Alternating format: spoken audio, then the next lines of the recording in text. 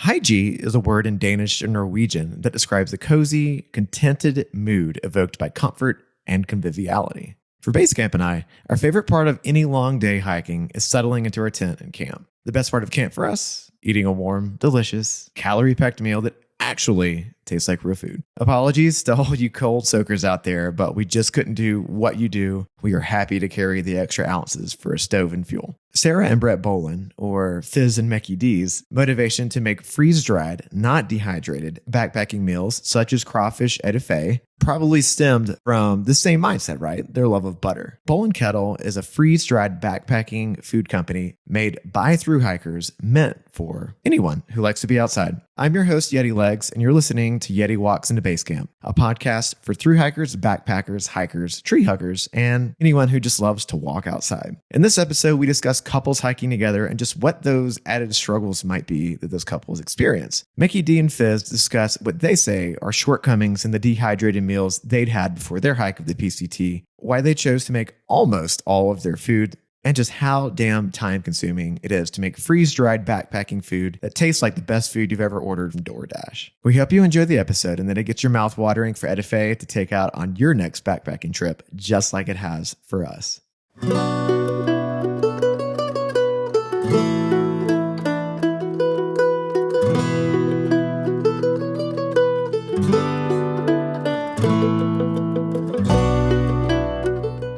What's going on, fam? Tramily, people out there listening to the podcast, how are you doing? Our Tram fam. It's a new year. It's 2026. Hopefully the year is treating you awesome so far. Hopefully you're planning some big thru hikes this year. We are wanting to go and finish some hiking on our end, but yes, we're not talking about our hiking today. We're talking about some other people's hiking. Yes, and some other people's incredible food. Exactly. But before we get into that, we want to tell you who we are. We want to thank you for listening to our podcast. And then we'll get into the nitty gritty of who we're talking to and what they do. Who are you? I'm Basecamp. You're Basecamp. I'm a film producer and I like to hike a lot. Yeah. I love being outside. That's pretty much it. That's fair. And I'm married to you and we have a cute little husky mute. We do. A little husky mute. Yeah. Who are you? I'm Wes, or Yeti Legs, preferably. You can call me Yeti for short. I'm an ecologist / biologist, and together we are a thru hiking / ultra running couple that decided to start a podcast because we loved thru hiking so much we couldn't stop reliving the 181 days we spent on the PCT. Our glory days. The glory days of hiking. If any of you have just done can't stop a thru hike or even a long backpack, you know, you sit there and you reminisce. It sucks during the moment, especially when it's hot or it's cold or raining on you. But after the fact, when you're back home and cozy, like you want to be back out there. Yeah. It's so that's true. us. Yeah. So we're just reminiscing about our glory days. So we're just reminiscing, but we're done. So we have some really exciting things coming up. But right now, we want to hear more about Brett and Sarah here. Brett and Sarah, hi, and thanks for being on our podcast. Hello. Good to be here. Hello. Bowl Thanks for Kettle in having the us. flesh. Yes. Bowl Kettle in the flesh. So our incredible couple that we are interviewing today, this is our first in-person interview that we've ever done on the podcast. No With a way. brand. With a brand. Well, I guess we did in person with some of our hiking friends that we did the PCT with. But for a brand, like people we've never actually hiked or, known, you're our first ever. So yay! So cool. We're honored. Are you glad to be the guinea pigs? Definitely. We would have brought you to real Bowl and Kettle headquarters, but it's not quite enough for a podcast. It's okay. It's perfect. That's this is okay. perfect. To give a little rundown of Sarah and Brett. Now, we're going to actually ask you more questions to understand where all this came from, but they have an incredible food company. It's not dehydrated. It's freeze-dried, right? It's freeze-dried, It's yes. freeze-dried. That's the key. That's the key to Or this. so I've been told. But we got to try their meals on trail, and oh my goodness, they were life-changing. I put them in the caliber of Peak Refuel, actually probably better than Peak Refuel. Heck yeah. And I'm obsessed with Peak Refuel. It's like, when you're on a thru hike or a backpacking trip, when you get those really good meals, it's the thing you look forward to at the end of the day. So we got to try them on trail and they were amazing. They're high calorie, full of, they're big too. Like they've got a lot of calorie nutrients. So many things in them. And so we're super excited to get to do this. They live in Colorado, you guys. Finally, they just moved from Texas, which is pretty sweet to have like some awesome people living in Colorado that we can go and talk to. I know. It's been a long time coming. Yeah. Wanted to live here for a long time. Well, welcome. We're glad you're here. We're trying to convince everyone in our circle to move to Colorado. Because it's so amazing. Keep the bandwagon going. So tell us who you are, a little bit about your background, and let's say how you got into the Bowl Kettle as well. But let's start with who are you and how did you get into this world of thru hiking? I think our entrance into thru hiking was probably me because I'm the crazy one between the two of us. But I'm Sarah. That's what Muggles call me. My trail name is Micky D. And I'm a researcher. I do user experience research mostly for tech companies. And I work freelance in addition to running Bowl Kettle with Brett. And I got into thru hiking through the documentary Mile and a Half. Have you ever watched that? I've never seen it. Oh, man. You got to watch it. It's so good. It's about a group of friends who in 2011 hiked the John Muir Trail. And I had never been backpacking. I had hardly ever been hiking, but I watched it and I was like, this feels meant for me. And that next year I got a permit. I bought all my stuff. I made a couple of friends take me out on a couple of backpacking trips so I knew how to use my stuff. And then I did the JMT mostly solo, actually. I brought my best friend, but she ended up bouncing about 7 days in, and I did the last 16 days by myself. And wow, it was the most empowering experience of my whole life. And I think now that I've talked to other people about their first backpacking experiences, it just feels like very special. But it's just kind of started the ball rolling. Hell yeah. That's pretty awesome. That's awesome. Now, whenever you did the JMT, did you know Brett at that time? I did. And, you know, the funny thing is that we had been together in our very early 20s and we'd moved to San Francisco together and then we broke up and he moved back to Austin and I stayed in San Francisco. And the JMT for me was like this activity that I wanted to do for myself for our breakup. But at the same time, we had already started talking again. And I was like, I got to get through this JMT thing and then I'll like revisit getting back together with you. And then we got off the trail and like 2 weeks later, we got back together. So priorities. So thru hiking brought you back together. I think so. I think one of our first weekend trips getting back together was meeting in Phoenix to go to Grand Canyon to hike rim to rim to rim. Yeah. Nice. We only made it to rim to bottom back to the first rim because it's a hard climb. I carried way too much stuff. And he didn't listen to me. I told him what to pack. Sarah was doing laps around me, basically. She was fresh off the JMT, so she was pretty strong. Oh, Yeah, she you was had just some like, trail this is legs. fun. Giveaway alert.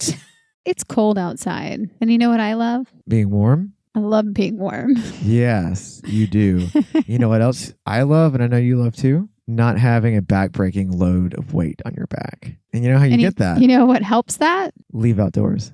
Because they have a very lightweight, I call them mid layers, that if it's super cold outside, I will mid layer it with my puffy. And Cameron, who actually runs the company and his family, does these epic alpha hoodies. He has a 60, a 90, and a 120. And so all of them are for different types of terrain, weather, and temperatures. And he also does beanies. He does a hiking sun shirt now. And he's got a super ultra hyper lightweight jacket, which you should go and check out. Amazing. Yeah, definitely. And we have a discount code for them. And so if you go to Leve Outdoors website, you get a discount code of 10% if you plug in Yeti Walks into Basecamp, all one word, at checkout. Cameron does have a lot of promotions internally as well. So the promos don't stack. So definitely use the one that's going to get you the most discount. But you always have this one to fall back on. And if you are able to, if there's any comment section or anywhere inside of your shipping order, if you can just let him know that Yeti Legs and Basecamp sent you, we would be greatly appreciative. To that, we are giving away a little care package from Cameron. Thank you, Cameron, for sponsoring this podcast and our episode. We want to hear what your most interesting animal or wildlife encounter is when on a trail. So shoot us an email with that. If you're the first person to email us that story, you'll be a care package winner and we will coordinate with you via email, get you the right sizes and everything for that care package.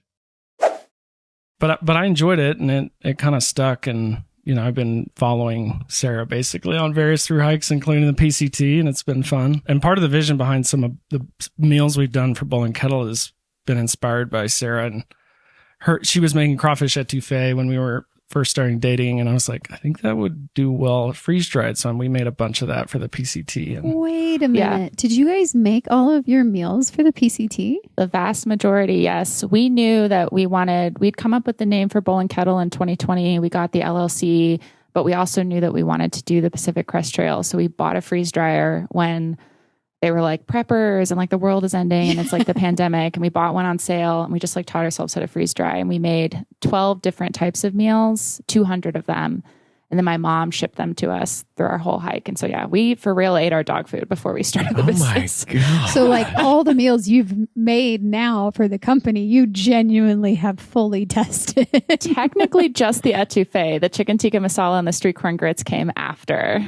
Okay. The etouffee was the only one of our 12 that we were like, we should actually figure out how to produce this. Yeah, the sign for us was when we were fighting for the last Yeah. etouffee and the resupply. Like maybe we should make this something. Well, you know, whenever you pack yourself your boxes and you send them, you get tired of stuff that you send yourself. Yes. Is there anything that you packed or any of these freeze dried meals that you pack yourself you got sick of? The dirty rice for me. Dirty rice. Oh, you know, one time we made freeze dried hummus, and you'd think, oh, that's amazing. But the ratio between dried, powdered chickpeas and water is insane. And I had a half gallon worth of hummus, and it was too much. And I kept dumping out hummus powder to get it to be a reasonable thing. So that was a flop. But it was a fun process to try different things. I think we had 11 or 12 different recipes that we tried, and etouffee won out. We have a few others that who knows, we might bring into our product lineup. But the dirty rice was too salty for me. That's why I was like, meh.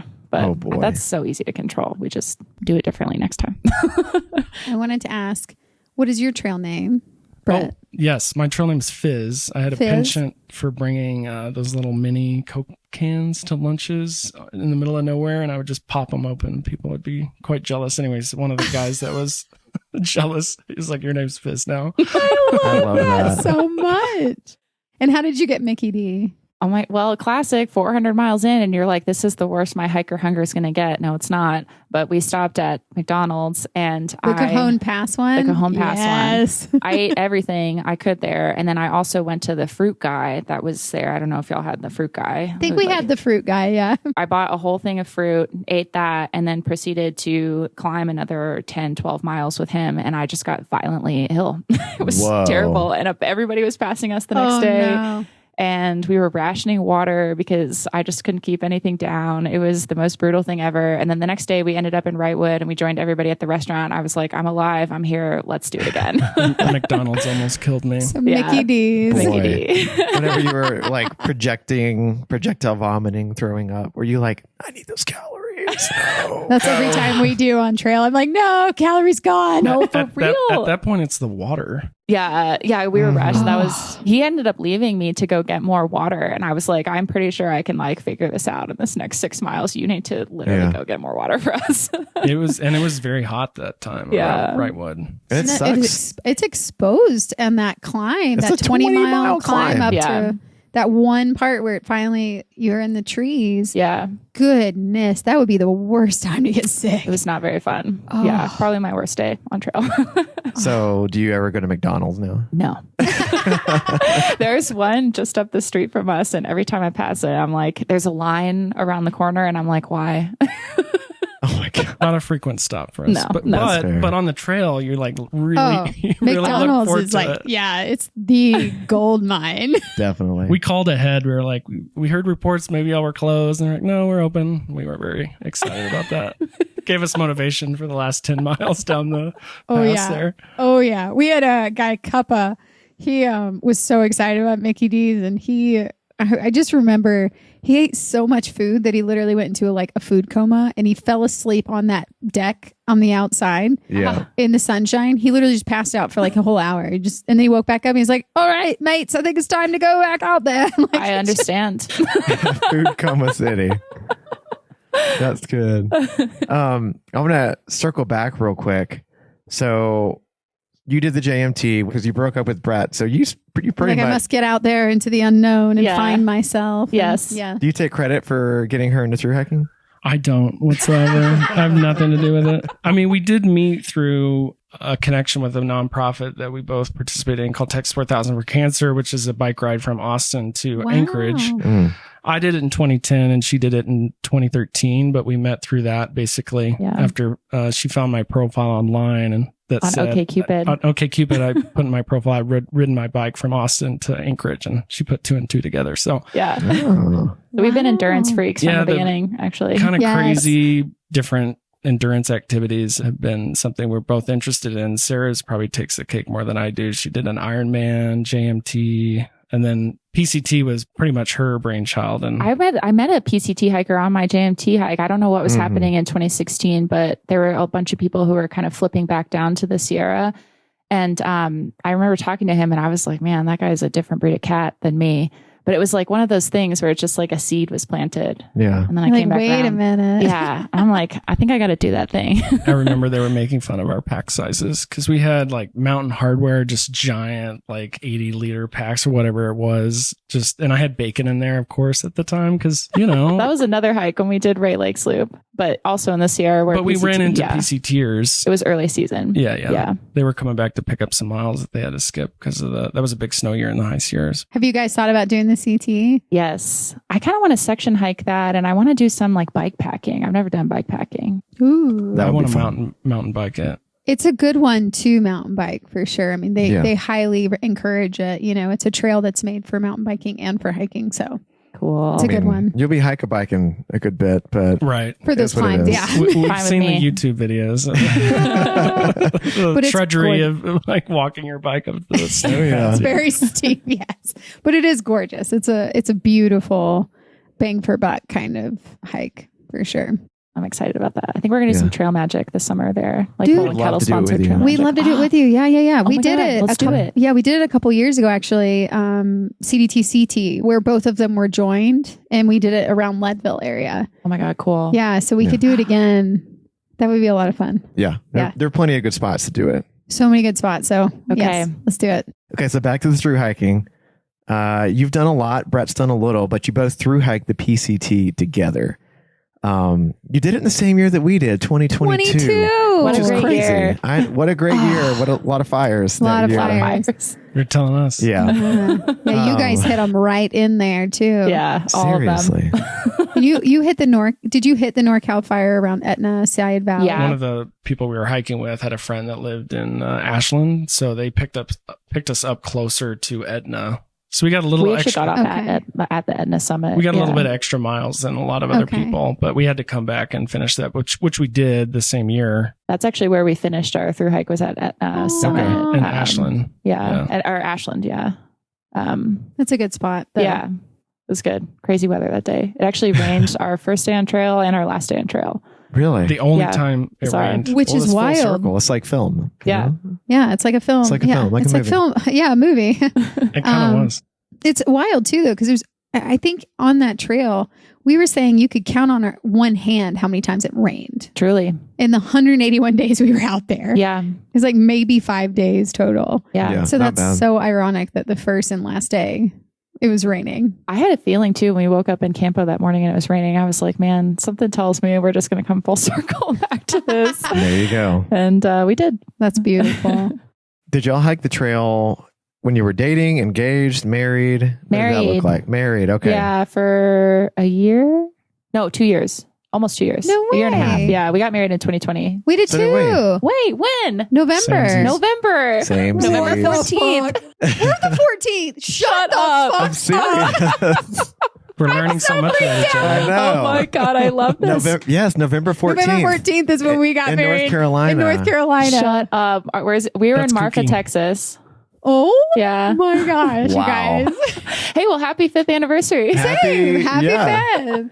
Well, now I'll never forget. I'll just text you and be like, hey guys, happy anniversary. I love that. That was totally unplanned. I've never met anyone like this is so cool honestly, and weird. Same, yeah.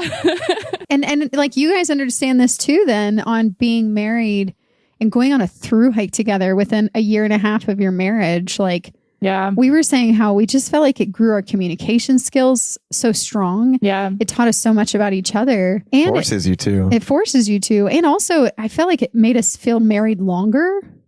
Yeah. Like I felt like we'd already been married 5 years by the end of the trail. Yeah.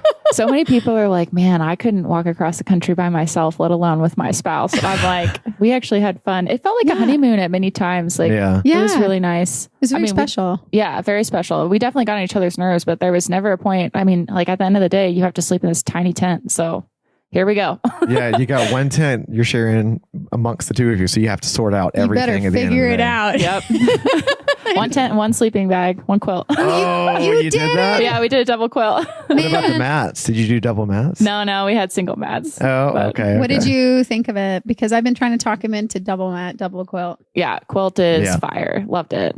The double quilt. Double quilt, yeah. It's like a fancy blanket, and it does a good job at encompassing your body, so it stays very warm. Yeah. Sharing body heat. Yeah. Well, I sleep cold. So I was like, I'm always interested in like drafting off of him basically. So it made that so easy. And we were never cold ever. Did the feet like worm their way in between your legs every single night? I'm sure. Probably. She had those down. I had down booties. Down Me booties, too. which I did not. Dude, I'm all about those down booties on trail. They're game changer. Yeah, seriously. And so lightweight. I'm like, why would you ever carry real socks for bed? Exactly. Never. But I do. You know, maybe I'm just lame, but you love your socks though. I love wearing my darn toughs in bed. You do. Like I'll carry a pair of like sleep socks, so I'm not sleeping in crusty, salty ones. But yeah, that's just me. But you're like so bougie. You have your down pants with you. Well, that's only in the winter. But you still have them. I have only in the winter. I know. Not in the summer. Okay, I want some down pants for the winter. So they're again game changer. I do it. not want to be cold out there in the winter in this snow. No. Like I got my down pants, my down booty socks. I got my down parka, all lightweight. Gosh, wow. Okay, get the double quilt. that's something. And the double mat. Now that we're having, oh wait, I can't say that yet. Don't try and convince me of a double pillow, though. I was gonna say, No, we need our own pillows. Exactly. No. The nice thing about having separate mats is if one goes down, you can switch off. It was like 2 a.m. and the air goes out of her sleeping pad, but we found a repair kit, so we repaired it in the middle of the night. Thankfully it held air, but what's crazy is there was a thorn coming out of the ground that did not puncture the footprint but punctured a hole in the sleeping pad. You sound like my luck too, because I somehow always find a hole in my mat. Like I don't know how this happens, and it's stuff like that. It's like, what? That's insane. So I was like, I'm going back to sleep. Good luck. And that's why you get 2 mats. Yeah. I mean, I was jealous. Just kidding. No, I hear you on that one. Because if it was one, you both would be screwed. Yep.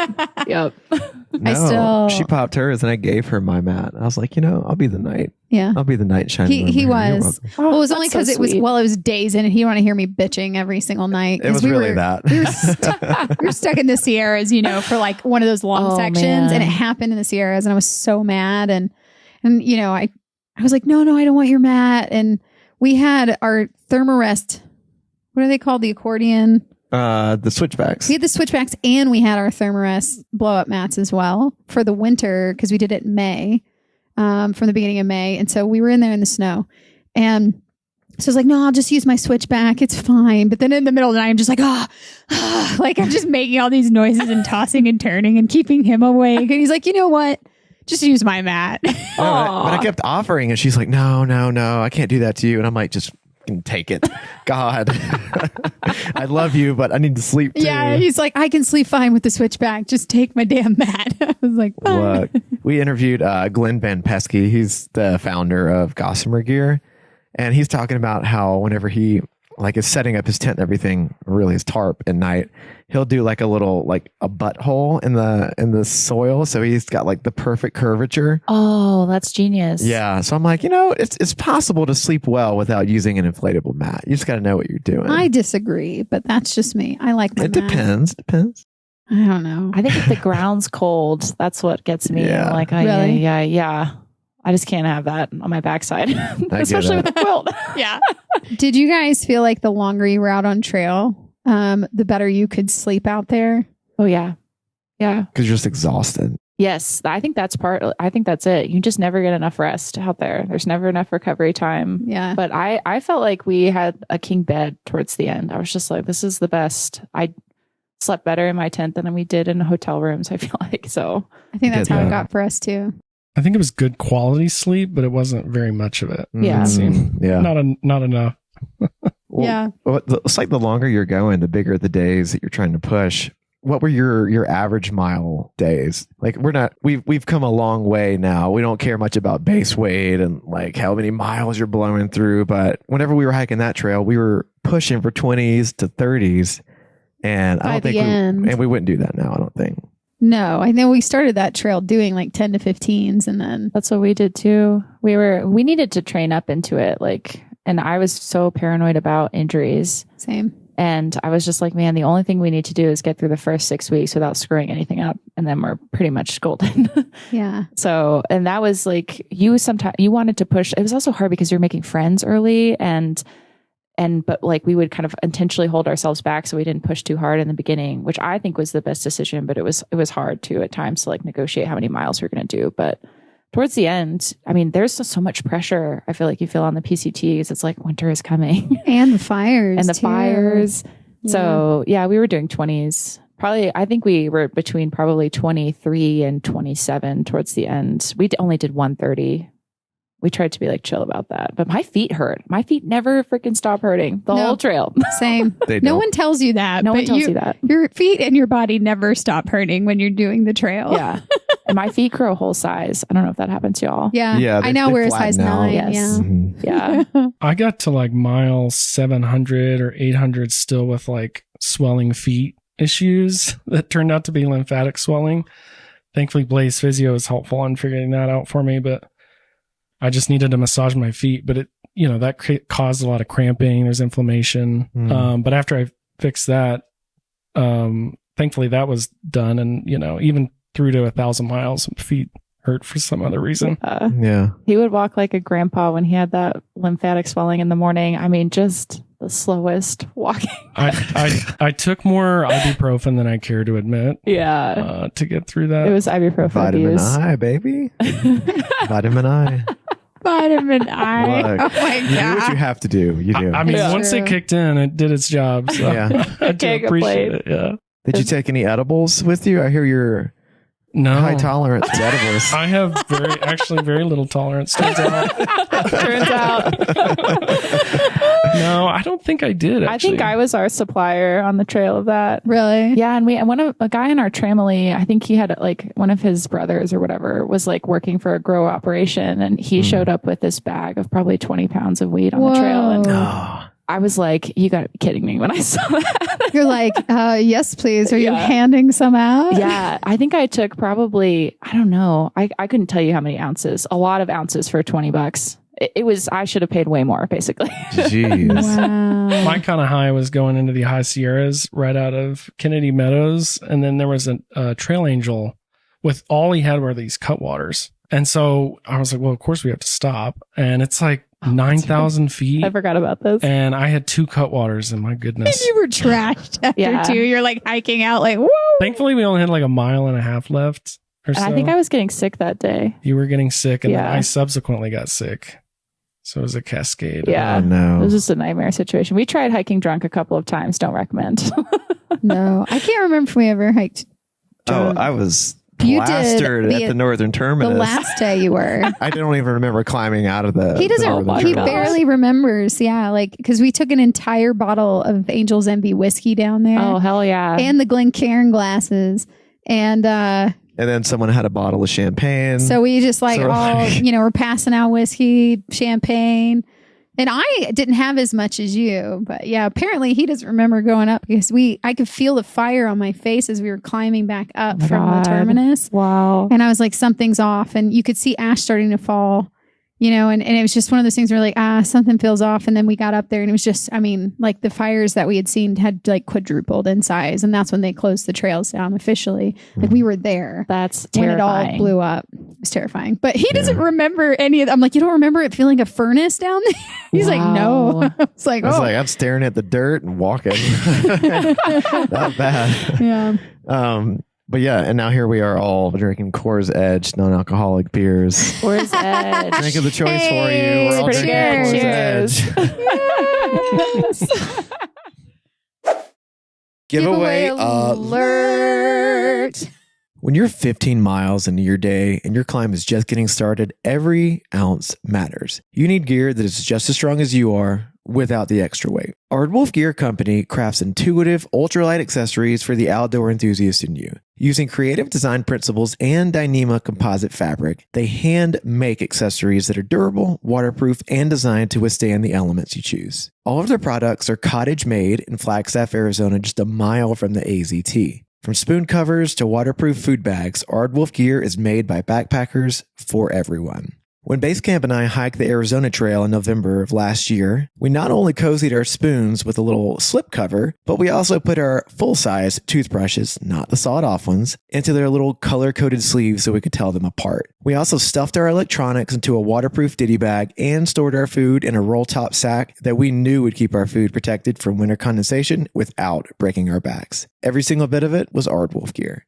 If you go to aardwolfgear.com and plug in the code YETI15, that is YETI15, you can get 15% off of your entire order at checkout. And as a way of saying thank you to the beautiful world that inspires their work through Earth Day, which is April 22nd, Aardwolf Gear will be donating 10% of all profits from their new green-colored items to Conservation Legacy. That's a nonprofit organization working to support the next generation of conservation leaders. If you'd like to try out one of their trowel bags, you can snag one free of charge if you're the first person to shoot an email over to yetiwalksintobasecamp@gmail.com with a story. We want to know what the heaviest backpack is that you have ever carried out into the natures. Be the first to send us that story, and we'll reach out to you via email to get you that free trowel bag from Aardwolf Gear. Thank you, Aardwolf, for sponsoring this podcast and this episode. Now, tell me a little bit about this. You said it was a nonprofit for cancer? Yeah. I'll let Sarah answer. She was on the For board 7 most years. recently. I just, my board service ended in October. But I love Texas 4000 for Cancer. Yeah, it's a nonprofit. It's loosely affiliated with the University of Texas at Austin, which is where we both went to university. And so, yeah, there's college students that sign up to participate in this. It's basically a student organization and also nonprofit. And there's a fundraising component. Every rider has to raise at least $4,500 to go on the bike ride. And then the team that raises the money is also responsible for granting it out. We have long relationships with MD Anderson, which is a major cancer hospital in Houston, have donated, I think, $1.2 million to them. But over the org's entire history have donated, I think, a little over $12 million to cancer research, but also support programs. Now the organization does a lot of work with a couple of hospitals in Anchorage. Alaska's super rural. Most people, regardless of where they live, have to travel into Anchorage. And so Texas 4000 funds some transportation programs to get those people to Anchorage for their treatment, and also a couple of youth camps that just take kids out to meet other kids who have cancer throughout the summer. But it's a great organization. You learn a lot about resilience. You have to live with your college student friends for the whole summer. Both Brett and I had leadership roles. That was really interesting, being in a peer leadership role. But yeah, it was really fun. We're actually going to host the whole team here at this house this summer in June. So yeah, we'll have you all over for that. We're going to have a party. We would love to. Yes, I would love to meet them. That would be awesome. Another one of Sarah's teammates lives in Denver, and he's hosted them previously. And his pro tip was don't let any of them shower at our house. So he's going to set up Just the like Thru hiker. the neighborhood Y for them to take their showers. Yeah. Be good. I'm glad we learned that before instead of after. Where we had 24 dirty kids showering. You'll never get the brown out if you do that. I say it'd be clogging up your pipes. Yeah. And I feel like they'll complain about no hot water. And I'm like, oh, we'd have hot water if there wasn't 24 of you trying to shower. There's a book called To Shake the Sleeping Self. Have you ever heard of it? No. It's this guy who bikes from Oregon down to Patagonia, South America.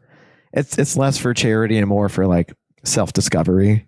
But I feel like you'd really appreciate it. Yeah. Yeah. Jedediah Jenkins is the author. Jedediah Jenkins. Yeah. Okay. Will do. Thank you. And actually, Fizz, I don't know what you do for a living. I think I cut you off way earlier. No, I dove into the Sarah's passion for through hiking. It's okay. Which is now mine. Yes, conveniently enough. It works out. You know, Sure. It's all part of the relationship growth.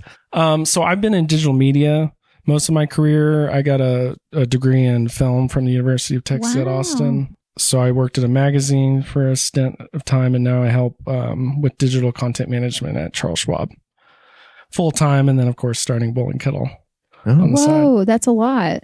I know that's a lot. So would your world be more in the editor kind of? Yeah, that's a good question. I'm on the back end, so I work with the technology teams to post-production of it. Yeah, manage all of the publishing tools that we use and the content management system, and also working with the editors to support whatever content strategy they have, as they publish news, insights, all sorts of stuff for That's Schwab. awesome. Yeah. Right on. Okay. Wow. Dude. Power couple. I got a few more things on the PCT. So, did you finish it? No. We did not. What do we have left? 220 we miles? have 250 miles left. We also missed a section in Oregon. We usually say that we skip the Oregon section for fires because it's easier, but actually we found out that Fizz's dad passed away when we were at Crater Lake, and so we bounced off the trail to attend the funeral and do that for about a week, which was obviously very tough. But we went back. Was it No, it was 2024. We went back and finished the Oregon section of the PCT, and so we just have from Snoqualmie Pass to the border now. Where did you guys? You said you got to Snoqualmie, Mm-hmm. and then we ended up that day that we got there. We ended up continuing up the trail for 3 more miles, and we started seeing other thru hikers coming down, looking extremely pissed off. And somebody told us that there had been another fire near Stevens Pass that had erupted, and I wasn't ready to just let go of it. And so we went a couple more miles and just kind of camped 3 miles up from the pass, not very far, enough where we still had a little bit of cell service. And we started looking ahead, and there were rumors about the highway getting closed down. And we were just what are our options to get out of here? And there were no good ones. It was a 20-mile hike out that way, a 15-mile hike out that way.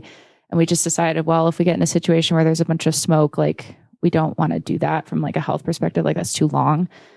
So we decided to turn around. And we'd been hiking around this guy from Austin, actually, named 5 Star. And he's truly 5 star in all ways. But of course, he had planned to leave because he'd heard about this fire and he didn't want to go back up the trail. And he's like, guys, I booked a black car. It's taking me to the Four Seasons in Seattle. Get in. And we were great. Soul. That's Shout out to 5 Star. Yeah. There was a lot of people turned around on that trail that we ended up getting off of at Snoqualmie. But one of them was Oyster, who we hadn't seen in probably a month. And he had just turned around and was like, we're done because of all the smoke and fire.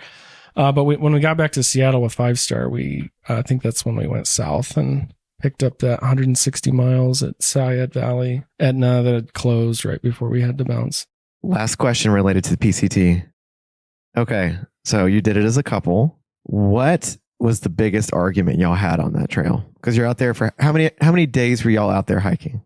I think 151. Okay. Yeah. 151 days is a lot of opportunity. So we were outside of the I-10 overpass. We struggled to get back because we had gone to the In-N-Out, and all of a sudden, as soon as we need to go back to the trail, there's no more Ubers or whatnot. So it took us forever, and it was late. And by the time we set up camp, it was in an exposed part of that area. So we stopped there, and our tent imploded, essentially. In 100-mile-an-hour wind gusts at about 1 a.m. I thought we were getting run over by a car. It was so scary. So it was windy most of the evening, but it kind of died down. And both of us, I think, were getting some better sleep at that point. But then out of nowhere, just a gust rolls through, snaps our tent. Things are flying, including one of my down booties, which I was like, we cannot have this. We ended up finding it and recovering it, but it was total chaos. That's a miracle you found it. It was a miracle. And then we just slept the rest of the morning with the broken tent. And so anyways, we were like, well, what do we do when we get to I-10? Do we go into town or Palm Springs or whatever, get a tent? Or do we keep going? And I just saw 3 different people in our sort of hiking group go that, they kind of came through I-10 and they were on their way on the trail. So I was like, oh, we should just go and call, I think it was Big Bear Lake or something that we could get a tent shipped to and figure it out. Sarah, on the other hand, wanted supreme confidence in our plan that we were going to have a tent each night. So she may or may not have been dragging her feet at that point in time. I was definitely dragging my feet. Supreme confidence. That's good. So we spent a little bit of time deliberating, I'll say, of what our next steps were. We finally left that area and continued down the trail, and we had called in or used our phones to buy a tent that was delivered, which I think was a tent that carried us all the way the rest of the trip. So anyways, it was a fun little pit stop that we had, trying to figure out how we deal with our broken tent. 3 hours. Like, it was so long. I wasted so much time that day, but I was worried about it. You know, our plan was to cowboy camp, and then we were starting to climb up that Mission Creek area, and we had a really, really cold day, and it was like the humidity. We had set up to cowboy camp, and we'd been underneath the quilt for like 5 minutes, and I reached out on the top, and there was just like a layer of water already. And I was like, oh my God, this is not going to be good. We checked the humidity. It was like 86%. It was going to be 27 that night. And I was like, dude, we cannot sleep out here like this. And so we ended up like duct taping the tent together to like try to make it work. I just jerry rigged it. It worked. Kept the condensation off of us. Yeah. So we didn't freeze, thank God. What kind of tent did you have? We had a Big Agnes copper spur. And we went with a Big Agnes tiger wall. Is that the yellow one? The yellow one. Okay. It was a trusty tent. It was pretty compact, so we were pretty snug in there. But you know, of course, when you're hiking those many miles, you're like, I'll take the weight savings. Exactly. I was the one carrying the tent, anyways. Yeah, I carried the quilt. I understand. We had a Nemo 3-person. It was a Dagger before they went to the Osmo variant. It was like 3 pounds. It was heavy, but they always called it the Taj Mahal. And eventually it blew out, and we had to swap it out in Washington. But we got a Big Agnes bike packing tent, and that was probably one of my favorite tents that I think we've ever owned. Agree. Yeah. So Big Agnes for the win. Colorado Steamboat. Yeah, we love Big Agnes. And I read that what makes it bike packing is the poles are shorter. Yeah. Poles are shorter. Yeah. So it fits on the handlebars. Yep. Oh, interesting. It's pretty great. And honestly, for hiking, it's great too, because it's just so compactable. Yeah. Yeah, the outside of the stuff sack has little Velcro straps where you can just wrap it and Velcro it to your handlebars. Cool. Yeah, it's pretty nice. Something to think about. New. Yeah. Now, have you guys been able to do any other backpacking or through hiking since the PCT? Or has it been more like had to get back to the grind? Back to the grind. We decided to start Bowl Kettle the year after. And so it's just been kind of heads down since we did do our 160-mile segment on the PCT in Oregon. Mm-hmm. And I've taken I like to do a solo hike once a year, like a backpacking trip just for myself. So I've done that. But yeah, that's it. What'd you do? I guess technically mine wasn't so. I went without you, but I did a group trip actually for the first time ever in the Solitario in Big Bend Ranch State Park, which is seldom visited, but it is really cool. The Solitario is it's a geologic feature in West Texas. And I'm going to forget all the details now. I'm trying to talk about it, but it's really, really cool. Basically, there's a bunch of volcanic activity in that area of Texas, which is part of why there's all these oil reserves there now. But this area is like exposed rock that happened when there was like a huge uplift about 70 million years ago. And so some of the rock that you walk by in this area is over 1 billion years old. And it is just crazy. It's really easy hiking. Like you're kind of going through slot canyons basically that are fairly wide. I'd never done any canyoneering, so that's why I picked this guided trip. And I went with I guess it was like 6 other people, didn't know anybody, kind of showed up. It was a 3-day thing. And I love West Texas. We have some land out there. So it's just like really cool to see a new part of it, a part that I don't have the navigation skills to access. That's the other thing with going out to the ranch is some of that stuff is extremely remote. And if you don't know where the water sources are, you're screwed. We saw even some evidence of that area of Texas is very close to the Mexico border. And of course, there's a lot of immigration that happens through there. Not a lot of people come through that part because it's so remote and there's so little water. But we saw evidence of people who'd been cruising through there. And our guide told us about a time when he found somebody who was just like in horrible straits because he didn't have enough water. So it's just an interesting part of the world. Huh. Wow.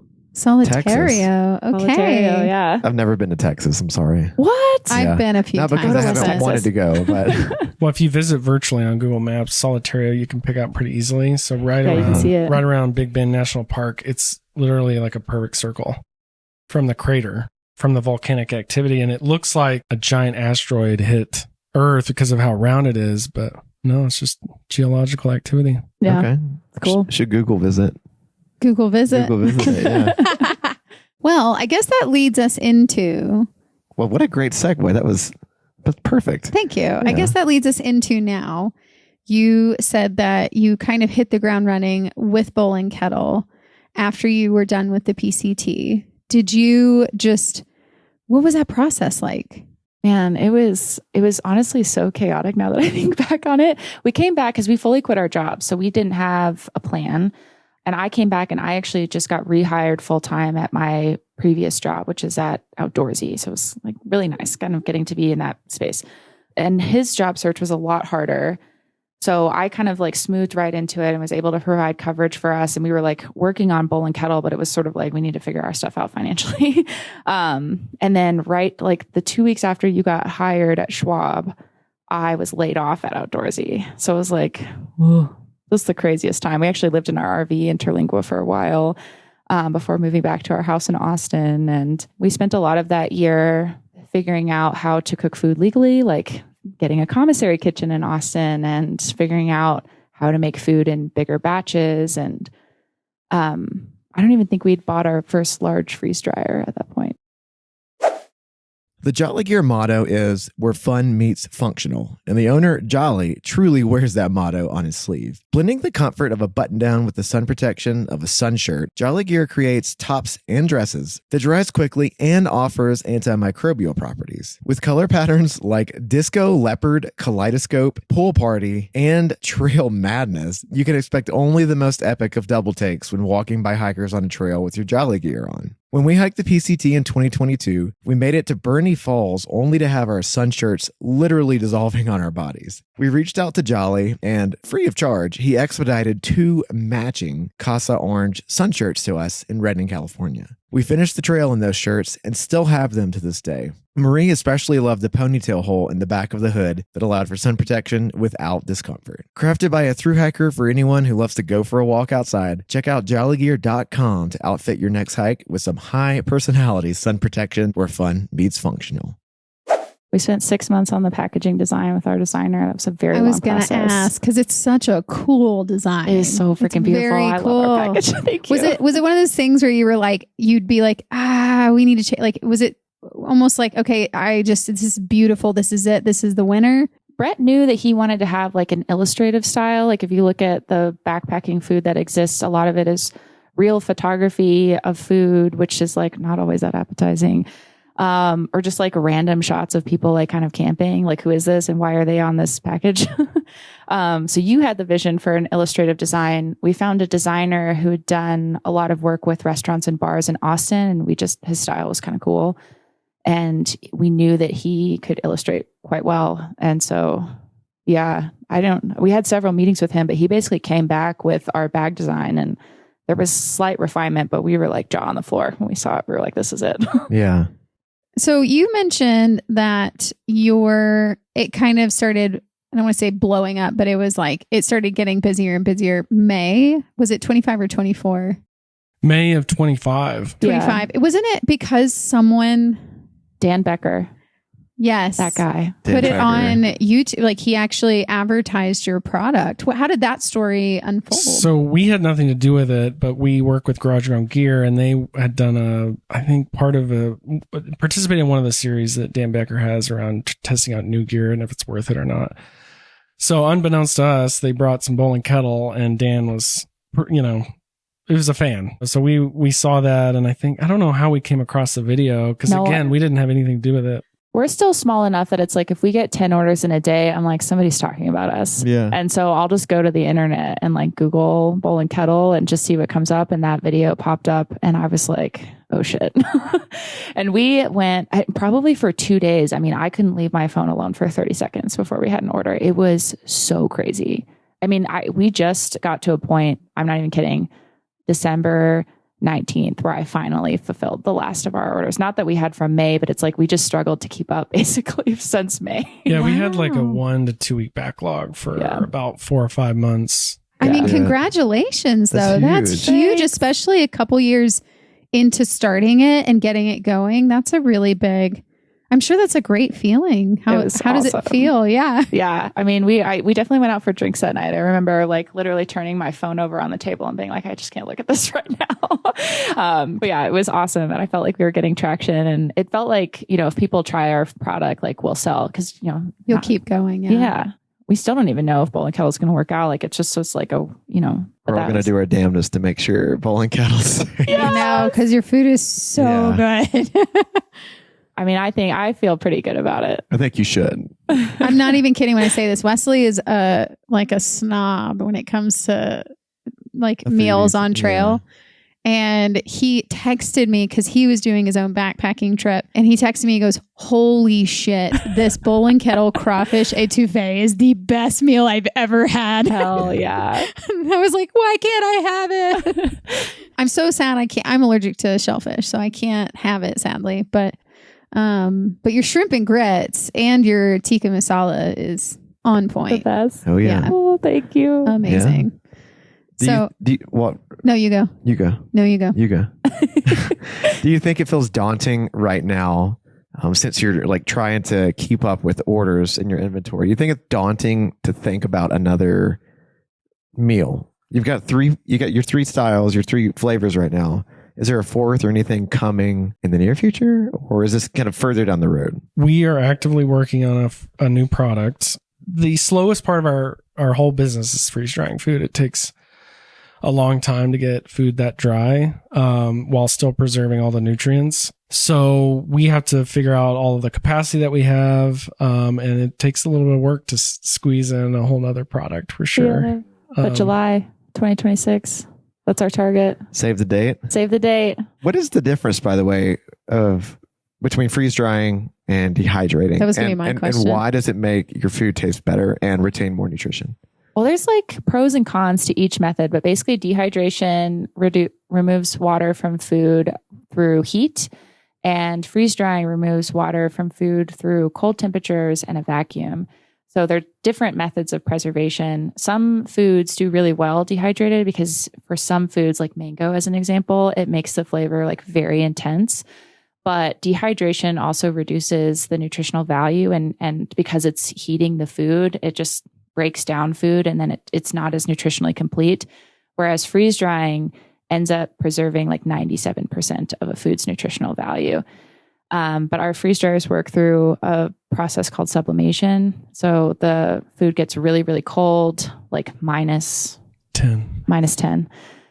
And then a vacuum turns on, and at very cold temperatures under a vacuum, water actually boils. And so that's how the water gets sucked out, and then it gets frozen as in the form of ice on like basically the cylinder that is inside of our freeze dryer that our trays are in. That process happens very slowly over the course of 48 to 65 hours, depending on what the food is and how much water is in it. And then when we take the food out, it's fully dry, and then we have to defrost the machine for 6 hours and let all the ice melt, and then we can do another batch. It takes a lot of machinery and, components to freeze dry, but it's actually an old process. So in the sort of high elevation tundra environments, native populations would take meat up to the highest points where it's dry and cold and low in oxygen, and it would actually freeze dry over time. And if you leave stuff in your freezer long enough, it'll start to freeze dry a little bit. Obviously, at high elevations outside, it takes, probably 6 months to a year to freeze dry. So we're speeding up that process by using the vacuum and super cold temperatures. But yeah, it's kind of a fascinating process, but like I was saying earlier, it's definitely the slower part of the process to make it so lightweight and dry. How much can you make in a batch? So the machines that we're running right now can do about 40 pounds of wet food. That produces about 4 to 5 gallons of water. And then what's left is somewhere between, we do all of our measurements in kilograms, 3 to 5 kilograms.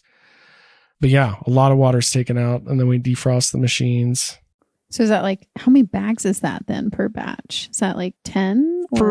For a machine, it's really hard to correlate because of how we produce various batches of food. Because we freeze dry in components. Everything's freeze dried in kind of different components. So we freeze dry chicken and curry separately. So it depends on the meal itself, first of all, but I think generally speaking, we could produce maybe 35 meals per cycle per machine. Okay. So, because I don't know the world. I've never, we've never talked to someone about the process of any of this. So you do them all in different batches. So you do the chicken and then you do the noodles or whatever, or the rice or the grits. Our rice is dehydrated. It's really hard to freeze dry rice and it just like doesn't work out from a rehydration standpoint.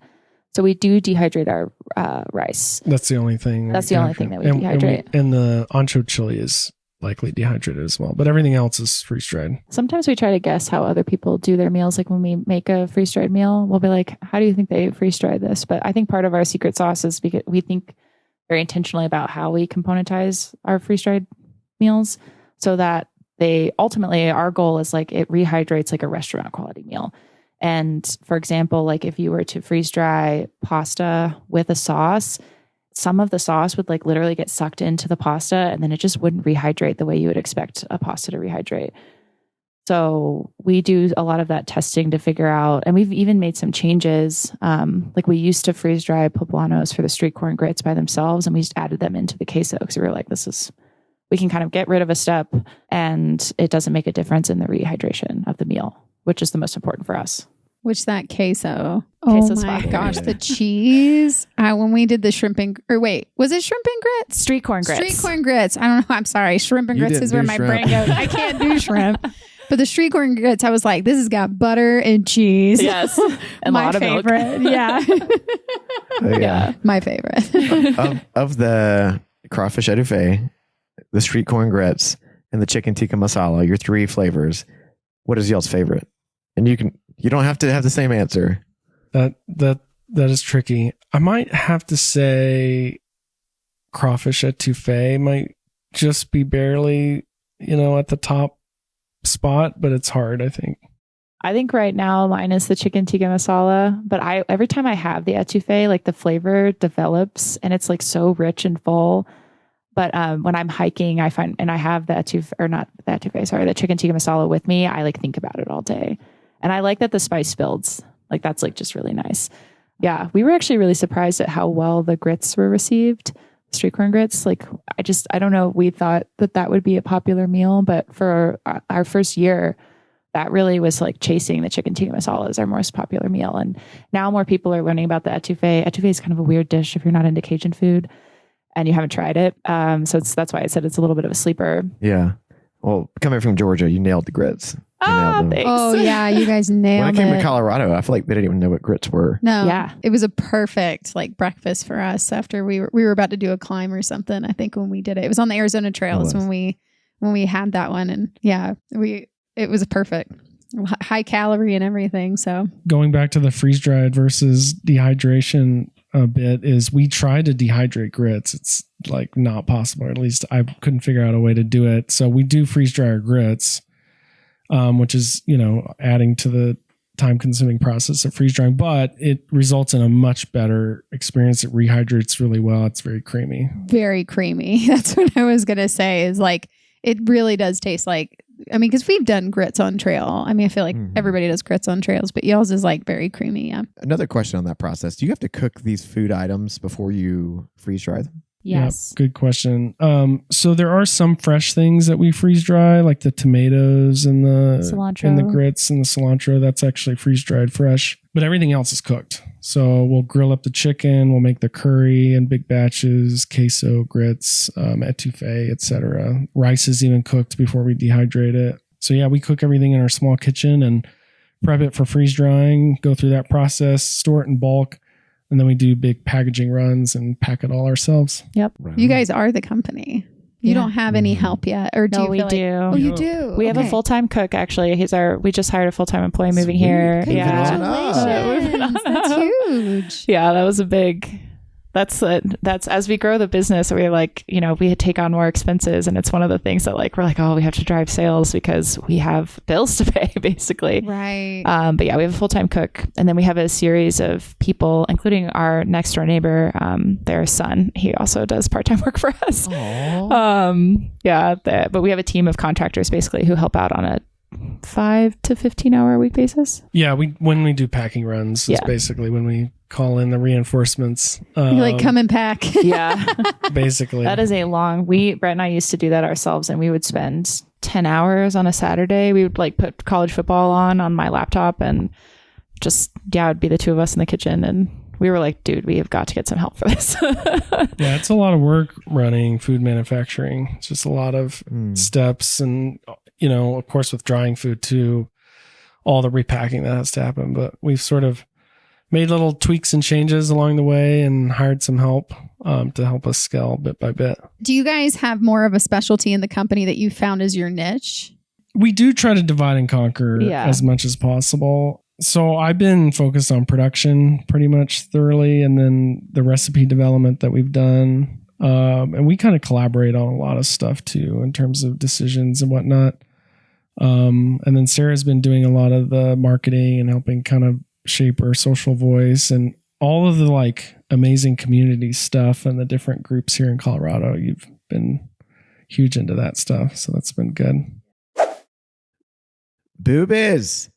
It feels odd recording this without Basecamp, but I feel confident in talking about boobs without her, especially because of the need for more backpacking equipment out there that accommodates bodies with a bit more curve. Sarah Berkeley, founder of Symbiosis Gear, also saw that need and decided to do what she could to fill that niche. So she whipped out a pen, paper, and a sewing machine to create the Aspen Backpack, a minimal ultralight backpack designed for multi-day trips, coming in at roughly about 1 pound and 9 ounces. Pull it from her website. We are proud of these features and know women backpackers will love them too. Features include an S-curve strap and 3-way adjustable sternum straps to accommodate a wide range of chest sizes and shapes. When Basecamp and I hit the Colorado Trail in October of last year, she took the Aspen with her and was a huge fan of the S-curve straps and how they were far less restricting on her body than a J-shaped strap intended for more slender and, dare I say, masculine body types. Sarah has given us a 15% discount code to share with you, our listeners. Go to symbiosisgear.com and plug in the code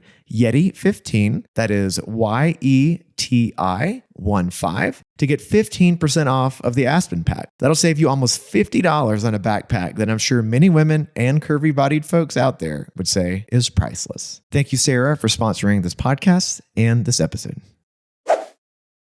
So you know how there's a fuckboy of everything, a fuckboy backpack, of course, Hyperlight, fuckboy tent, Z-pack. For y'all, what was the fuckboy, like, bougie dehydrated meal before you started making your own? What'd you say the tent was? The tent? Z-pack. Z-pack. That is the fuckboy tent. It is. Of other foods. I mean, I don't know about fuckboy type classification. He can't identify. There is a brand out of Oregon that's called Stowaway Gourmet. And I don't know what they do with their marketing, but they're not super vocal. So they're kind of not well heard of. But anyways, their food's really good. Kind of an inspiration to some of the stuff we've been doing just in terms of their quality and attention to detail. But they have, I think it's a small outfit, but they have, 8 different meals. Tried some of them, I think, when we were developing some of the recipes for Bowl Kettle. Mm-hmm. Okay. But they're not, they're kind of under the radar. So otherwise, maybe like Peak Refuel. I was going to say Peak Refuel for us, which is so funny because we complained so much about the food before we started Bowl Kettle. And once we started it, we started eating all of the smaller brands, and man, has freeze-dried food come a long way. Yeah. So, but yeah, I would say Peak Refuel. Once they came into the market, especially in REI, I was like, thank God we have something other than Mountain House. Game changer, yes. But other than that, I love Pinnacle Foods jalapeno biscuit one. Pinnacle Foods. I've never heard of them. You should check them out. Yeah, they're really good. And we stay in touch with John, the founder. I was emailing him a year ago, and some frustrated situation I was in with freeze drying. So I was like, I got to contact John. Nice guy, but they do all their food in house. And their food's really good. We look up to them. Tier. Sweet. Yeah. Garage Grown Gear sells a lot of their food. I think they have all their SKUs on there, but yeah. Well, I have 2 questions then. It'll be a twofer. As a thru hiker, what is advice you give to people that listen to our podcast, whether they are just starting, backpacking, maybe even a thru hiker, but for people that are truly just wanting to understand the world of thru hiking? It's a great question. And you cannot say take Bowl and Kettle with you. I would say don't get caught up in like gearheading and being a gram weenie. Like, care about your big three. Make sure you have a quality big three, and then look around. That's just what my dad told me when I did my bike ride from Texas to Alaska. He told me to look around. But I feel like when you're in the thick of it and shit's uncomfortable, or you're worried about where your next water source is, like, you miss so many things. And that's one thing that I really loved on the PCT, is how much I felt like I was like changing with the seasons. And there's just like, I can remember like little anthills that I spent like 30 minutes just watching, you know, but like there's just like really small details in nature that we do not get to experience or access in our lives indoors. So yeah, look around would be my advice. We had a few people tell us, and they were all a little bit older, so a little bit more wise in things. And they said, don't forget to turn around. I like that. Yeah. Turn around and see what you just hiked through, because the views are completely different. Yeah. That's good advice. I would say if you're doing a long through hike like the PCT, don't underestimate training. Just so that if you decide you want to go a certain pace, you're able to do so. You want to go faster than your wife wants to go? You can. No. But the wife made a good decision for both of us. And say again. We stayed at a reasonable pace. And it was great. No injuries. It's true, though. Training helps.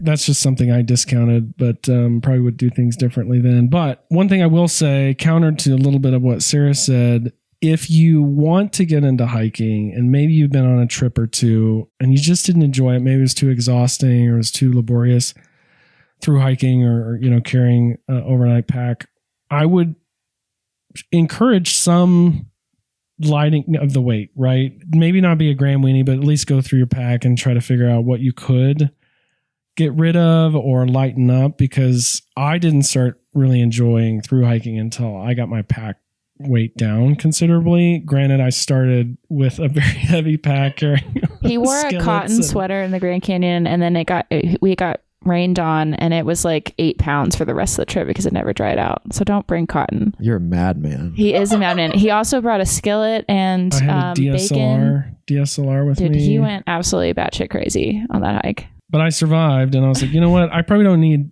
all of these things, and each trip gets better, you know? You live and learn. Yeah. That's why you do shakedown hikes and you do dumb stuff to get smarter. Yes, truly. Now, my last question is, as a business and as, starting a business, is there any advice you'd actually give to our listeners about starting a business or what that's like? I would say just do it. Like if I had known what I know now before we started the business, I don't know if we would have done it. But it's like one foot in front of the other. Like, I think we had a lot of naivete going into it. And honestly, I think you need that a little bit. Yeah. But start before you're ready, like I do some research projects for people who are starting businesses, and they spend a lot of time and a lot of money working on the market and understanding the market and pricing their product and like all of that stuff. And there is some of that, like you need to know that your product's going to work and there's a market for it. Mm-hmm. But I think people spend too much time and too much money trying to get ready for something that is just unknowable until you do it. Yeah. I mean, to echo a little bit of that, I would start small because you want to just get started, because it can be very daunting to start a business, especially depending on what type of business it is. So it was really helpful for us to get confidence in what we were doing by just starting small, getting the product out at a low volume, and then just learning from that. And it's easier to like test success or figure out what's going to work before you start investing more money, more time. And we've, I think, fallen the kind of snowball strategy and just building on top of organic momentum without trying to do any flash, in the pan type strategy. I think a good example of us de-risking things is on the back of our packs, even still today, our labels are stickers, it makes things expensive. It's a pain in the ass to have to put them on.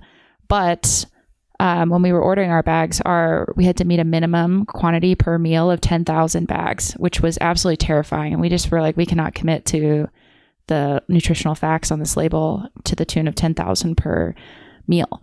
And we've changed those labels pretty much every time we've reordered them in the 18 months that we've been in business, or almost 2 years we've been in business now. And So there were some decisions that we made where we just like tried to de-risk when we had to do something that we were uncomfortable with because we just had to, you know. As a business, have you started to turn a profit yet, or are you still just trying to break even and support the company as a whole? We came very close to breaking even this last year. I mean, that's huge for within the year and a half to almost 2 years. Yeah, we're not profitable. I mean, we take any money that the business earns and put it right back. I mean, we're investing in new equipment and already looking at that for this year to meet the demand that we anticipate. So, but we are focused on both ends of it this year and we'll continue to do so. And we have a shot this year of becoming profitable. So like a legit, like we could totally do it. So fingers crossed for you. That's exciting. We're excited, but I'm excited for you guys. Thank you. Yeah. Micky D's, Fizz, thanks for being on our podcast. Thank you for having us. Of course. It's been such a pleasure. And I hope we can become friends after this. We're already friends. We're already friends. Now that we live in the same state. Yeah. Yeah. Well, there you go, folks. This is Micky D and Fizz, the founders of Bowl Kettle. They are a mainly freeze-dried. They're freeze-dried. We really burst your bubble with that. I'm kidding. I'm giving you crap. They're a freeze-dried backpacking meal company. Go and check out what they have to offer. They have 3 delicious flavors right now. You're doing yourself a favor if you try any of them, but personally, I love the crawfish etouffee. And Marie, which one did you love? Oh, that's really hard toss-up. She is indecisive. Dinner with the chicken tikka masala and breakfast for the street corn grits, and then we're good to go. Exactly. So go and check them out. Support a local Colorado company upstarted in Texas, and your taste buds will be very grateful. Well, thanks everybody for listening. If you enjoyed what you heard, please like and subscribe, leave a review. If you have any stories you want to share with us, please just email us at yetiwalksintobasecamp@gmail.com. We love hearing from you all the time. So, and especially if you have any scary stories or any harrowing stories, or you survived a narrow situation. Yes, we want to tell some trail tales. And so we want any tales you've got. We're going to try to conglomerate them and put them into some episodes. Exactly. And thank you so much to our editor. Thanks to the Fire Once Lost for our intro and our outro music. We appreciate it. Love you. The track that we use is called Appalachian Trail. Love it. For those of you listening, just remember it does not matter what trail you're out there hiking, because at the end of the day, we're all just walking.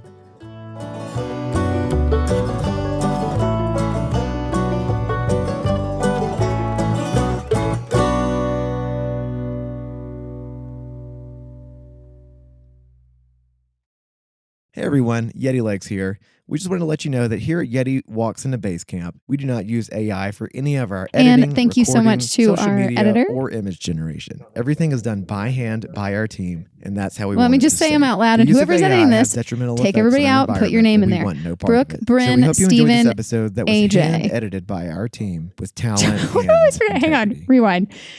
Thank you so much, Brooke, Bryn, Charlotte, AJ, Steven, for editing this podcast. Thanks to the Fire Once Lost for our intro and our outro music. We appreciate it. We love you. The track that we use is called Appalachian Trail. Love it. For those of you listening, just remember it does not matter what trail you're out there hiking, because at the end of the day, we're all just walking.